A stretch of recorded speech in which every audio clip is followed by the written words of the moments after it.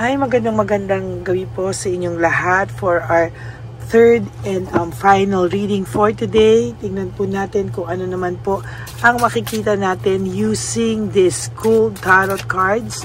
No, gusto ko pong makita kung ano naman po ang mababasa natin for the third and final reading for today. Yan. Tingnan po natin mabuti, no?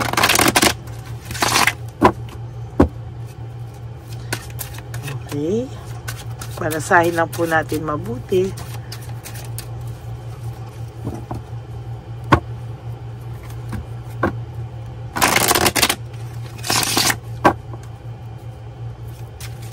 Sana po ay napanood nyo na po yung kahapon na first reading of the day. Parang naiwan po siya, no? At yung third reading for the day kahapon, ano, parang yung second reading lang po ang maraming nakakita, no? Parang hindi pa po napapanood. Mostly ang ating first reading kahapon at ang ating third reading, nako, napaka-powerful po niyan. Yung magaling siya sa tagu-taguan ng feelings, at yung third reading po kahapon ay isa siyang malaking duwag. Nako, yan talaga ay inyo pong abangan, ano? At saka po sa nakikita ko ay yung mga first reading po kanina at second reading ay I hope mapanood nyo muna po, no, bago kayo tumalon dito sa ating third reading of the day. No? Pumili na po tayo ng 20 cards. Yan. 1, 2, 3, 4, 5, 6, 7, 8,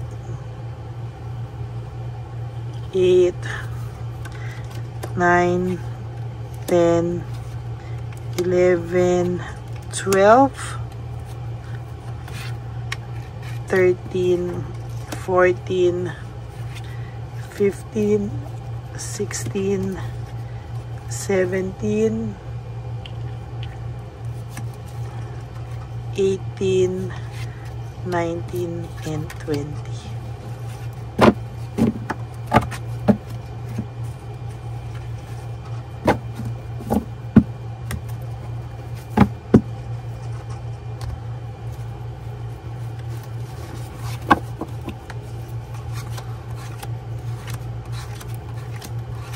Huwag niyo pong skip to dahil dito po tayo kumukuha ng ating connection sa inyo, no? Sana po ay mapanood niyo po ito from start to finish without skipping the ads, no? Tulong niyo na po yan sa ating channel, ano? Okay. The Devil, no? Sa nakikita ko po dito, siya po ay talagang nagkaroon po ng matinding nagkaroon din po siya ng matinding tukso, no? Natukso po talaga siya, at technically sa nakikita ko po dito ay mahihirapan po siya o nahihirapan siya na tumanggi o nahirapan po siyang tanggihan, ano, yung tukso. Maybe this is because of material things, financial, lust, no, sex, iba-iba po, mga makamundong bagay po lahat ang nakikita ko na nagbigay po talaga sa kanya ng matinding dagok ng temptasyon, ano. Nakakakita din po ako dito na ito po ay nag-create sa iyo ng trauma, matinding heartbreak, suffering, no. Talagang ito po ay nakikita ko na hindi ko pa po nabuksan ng ating baraang kandila. Nakikita ko po na ito ay nagdulot sa iyo ng too much heartbreak, too much suffering, no? Talaga pong sa nakikita ko ay talagang tinamaan ka po dito ng anxiety, trauma. Talaga pong minsan sa gabi po ikaw ay nanginginig pag naaalala mo to, at talaga pong sumasama ang loob mo, no? Pag nakikita mo nangyari ito sa buhay mo. Hindi po siya makapagdesisyon kung ano po ang kanyang gagawin, no? And most of the time, talagang sa nakikita ko po dito, mahihirapan po siya, at totally lagi po siyang mahihirapan, ano? Hindi niya po akalain kung ano po ang gagawin niya, kaya hindi po siya makapagdesisyon sa buhay niya sa ngayon, no?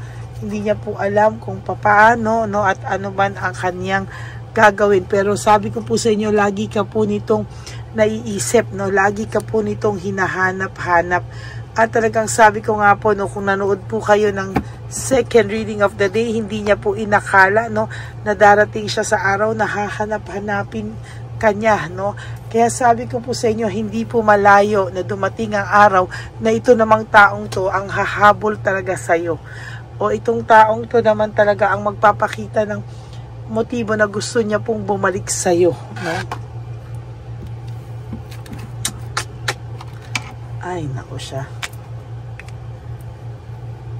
Hindi malabo na darating ang araw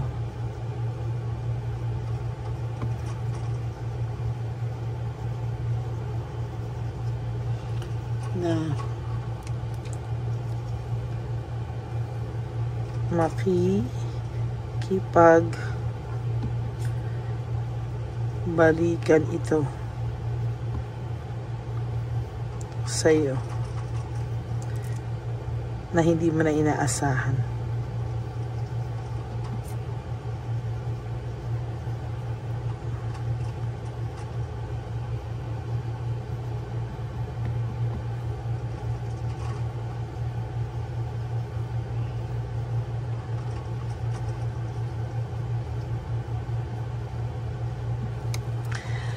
Hindi malabo na darating ang araw na makikipagbalikan ito sa iyo na hindi mo na hinihintay at hindi mo na po inaasahan.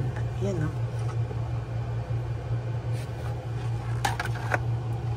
Mangyayari po yan at mangyayari yan, ano, kahit hindi mo po i-wish, no? Dahil talagang ito po ay nakakaramdam na dahil po sa kanya, kayo po ay nasira, dahil po sa kanyang maling desisyon, dahil po siya ay natukso, kaya po ayan, no, talaga pong sabi ko po sa inyo, no, babalik at babalik po talaga itong taong ito sa araw at panahon na hindi mo na po siya gustong makita, o ito talaga ay nilayo mo na sa iyo, na disconnected ka na sa taong to, you decide that you want to move on with your life, pero ito pong taong ito ay lalapit at lalapit sa iyo, no, sa araw na ayaw mo na sa kanya, hindi mo na to inaasahan, disconnected ka na sa kanya. Nararamdaman niya po, no, mararamdaman niya po yung kanyang very unstable po siya, no, talagang yung discouragement, yung unstable na po yung kanyang feelings, lack of rewards, ayan po, no, dyan po niya unang mararamdaman yan lahat, na lack of motivation na siya, parang wala na rin po siyang gustong gawin, kung hindi parang gusto na po nito, dadating ang araw, gusto nito na magpapansin na lang sa'yo, no, at talagang kahit po sa totoo lang, kahit mataas ang pride nito, gagawa to ng paraan magpapansin sa'yo, kasi mararamdaman niya po yung dissatisfaction, no, na hindi po siya masaya, madi-dissatisfied po siya sa takbo ng buhay niya, sa totoo lang, lack of satisfaction, dissatisfied po siya sa buhay niya. May isip niya po na during those times kayo ay masaya pa, no? Ayan, no? Hahanap-hanapin ka din po nito talaga, at magiging, sabi ko po sa inyo, mararamdaman niyo po ulit yung akala niya po na nasawa na siya, yung akala niya po na nag-backfire na po sa kanya.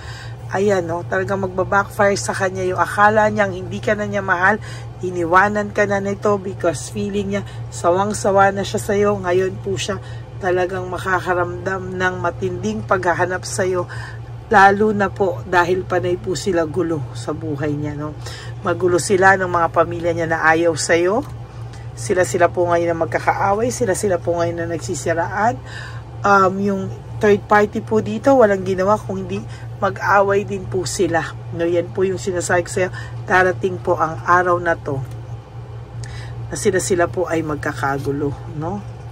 Siya po ang gumawa niya sa sarili niya, o self-victimization. Ginusto niya pong maging free, freedom, no? Talaga pong ginusto niya po yung freedom na mabawi po, no? Pero ayan po, talagang darating po ang araw na sisisihin niya yung sarili din niya dahil siya ang gumawa at nag-trap sa sarili niya sa sitwasyon po na siya mismo po ang gumawa. Ayan, panay po pagsasaksak sa'yo, no? Ang dami po nilang unresolved issues, no? Talagang hindi niya matanggap yung failure niya talaga sa buhay, no? Ikaw po ay magkakaroon ng new beginnings, endings sa mga masasakit na nangyari sa buhay mo. Magkakaroon ka po ng new beginnings, pero hindi niya po matatanggap, no? Hindi niya po talaga matatanggap at mas gugustuhin mo na po nitong mag-rest, lumayo, mag-contemplate ng mga bagay-bagay. At sa nakikita ko po ay hindi po siya, ayan, no? Moving forward, leaving home, rest. Talagang kailangan niya po na po yung i-settle down yung kanyang isip, yung kanyang puso, yung gulo po na nararamdaman niya ngayon sa isipan niya. Ayan, o, ina-isolate niya po yung sarili niya dito, no? Totally, ina-isolate niya. Ayaw niya pong pag-usapan siya ng mga tao dahil nakikita po ng tao, oh my God, the tower, yung disaster po, yung pagbagsak po ng kanyang mga pangarap, lahat, no? Lahat ng pagbagsak na pwedeng bumagsak sa kanya ay bumagsak na po sa kanya. Ngayon po siya nagre-reflect sa kanyang sarili. Bakit po? No, ngayon po siya nagre-reflect sa sarili niya kasi alam niya po na nagkamali po siya sa mga nagawa niya sa yung kasalanan, no? Pero hindi niya pa po alam kung paano niya maipapanalo daw po ulit yung laban yung dalawa, no? Ay, no? Mixed emotions po ang tao na ito. Very, very mixed emotions po. Kaya sinasabi ko po sa iyo, there will come a time in your life na lahat po ng naramdaman mo, mararamdaman din po niya yung depression na yan, sadness, loneliness, mararamdaman niya rin po yan sa takdang panahon, no? So that's it for your third and final reading for today. I hope po na itong mabigat na reading, ng lamig po yung aking mga kamay sa reading na ito ay talaga pong mag-resonate po kayo. And if you do po, please give me a like, comment down below para mabasa ko po kung ano po ang inyong mga reaction. Okay? And for those of you po who would like to have a private reading with me, you can message me po at Lady Lee Elena, that's L-A-D-Y-L-Y Elena. Nasa dulong-dulo po yan ng ating video.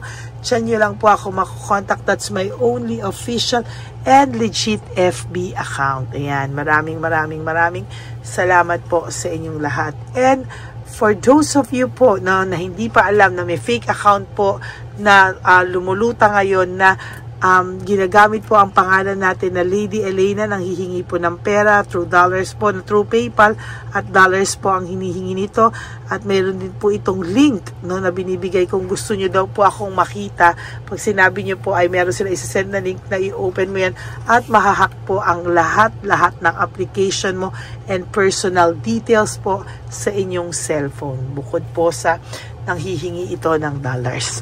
Okay, yan lang po. Maraming salamat po sa inyo and sa aking mga ever loyal, solid and faithful na Lady Elena family. Thank you so much for not skipping ads. Alam ko po na talagang kahit napakahaba ng ads ay inyo pong tsinatsaga. Kaya maraming pong salamat sa inyo from the bottom of my heart. At ang lagi ko po sanang wishes sa inyo, no, is sana po kayo po ay maging masaya. Kayo po ay, you live just one day at a time, no? Do 3 things po always to make you happy, to make yourself happy, and always be grateful in life. Always love yourself, prioritize yourself. Yan po ang nakikita ko, no, na palagi nyo po sanang pagkaabalahan yung sarili nyo. And always be grateful no matter what happens, no?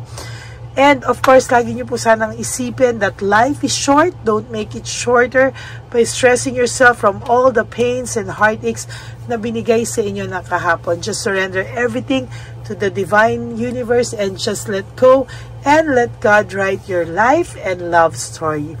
Ako po ay magbabalik for our first reading tomorrow. I hope po na mapanood nyo muna po yung first reading kahapon and the third reading kahapon, kasi second reading sobrang dami nanood, but yung first and third medyo naiwanan po, no? So I hope na makita nyo po yung video na yan. And of course the first and second reading kanina, kung saan po ay very very powerful din, at mas maiintindihan nyo po itong third set of reading natin kung napanood nyo po yung first and second reading kanina. Okay? So, ayan po. Maraming salamat po sa inyo. And we are now approaching 17,000 subscribers. Maraming pong salamat sa inyong lahat. And I do really hope na mas marami pa po tayong maenganyong tao para po mas marami pa po tayong matulungan. Okay? Maraming salamat po, and God bless you all. And I love you all from the bottom of my heart. Today is Friday. This is another powerful reading po. Yung first, second, and third reading, they are all very powerful reading po. No? Kaya maraming salamat po sa lahat ng suporta nyo sa ating channel na Lady Elena. God bless you all, and I love you all from the bottom of my heart. See you po again tomorrow for another set of reading. Bukas po ng umaga yan. Maraming salamat po. Magandang gabi po ulit sa inyong lahat. Ako po ay muling nagpapaalala sa inyo na mayroon pong lumalabas sa FB at Messenger account na fake account po, no, nang hihingi po ng $25 through PayPal, at hindi po yan totoo. Huwag po kayong maniwala dyan. At pag sinabi mo po na gusto ko pong marinig ang boses nyo, or makita kayo, ang sasabihin po ay magbibigay kami ng link, buksan mo yan, at pagkatapos ay makikita mo ako. Wag po kayong maniniwala dahil yan po ay hindi totoo. Yan po ay isang malaking scam na pag binuksan nyo po ay mahahack po lahat sa inyo. Mahahack po ang inyong mga personal details. Lahat ay mahahack. Ako po ay nalulungkot na ito po ay nangyari, ngunit sa talagang may mga tao pong masasama at may mga tao po talagang hindi makatiis na hindi gumawa ng masama sa ibang tao. Pero maging aware po sana kayo, tulungan niyo po ako, i-report po natin yung fake na yan at sa FB para siya po ay mawala na. At wala na po siyang mabiktima pa, no? Nandyan po lahat ng details, at maraming salamat po sa inyong lahat. Maraming salamat po sa inyong lahat, at mag-iingat po kayo.